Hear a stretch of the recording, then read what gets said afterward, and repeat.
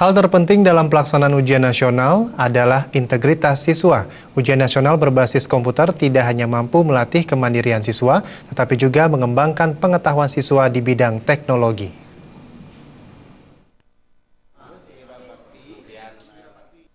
Wali Kota Denpasar Ide Bagus Rai Dharma Wijaya Mantra menyatakan, UN berbasis komputer UNBK dinilai lebih bermanfaat.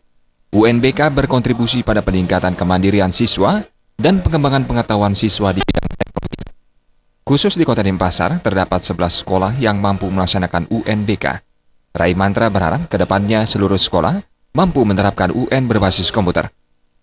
Dia karena satu sama lain nggak bisa betul-betul kemandirian ini yang betul-betul integritas dia, kejujuran dirinya dia yang keluar ya, yang menjadi outcome-nya di sana dia berkualitas dan berintegritas, bukan hanya kualitasnya tapi berintegritas. Jadi nilainya itu banyak yang kena gitu loh istilahnya dalam sistem ini, banyak yang multiplier efeknya sangat banyak sekali. Ketua Komisi 1 DPRD Kota Denpasar Ketut Suteja Kumara menyatakan, pelaksanaan UNBK di Kota Denpasar, khususnya terkait ketersediaan sarana prasarana.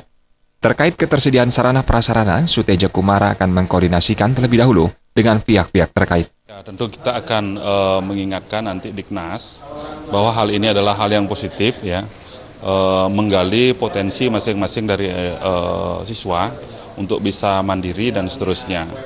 Nah, jadi kita tentunya akan mengkomunikasikan hal ini lebih intensif dengan pihak Diknas, sehingga perangkat dan lain sebagainya, termasuk infrastruktur pendukung terhadap online itu bisa secepatnya kita garap menuju arah itu.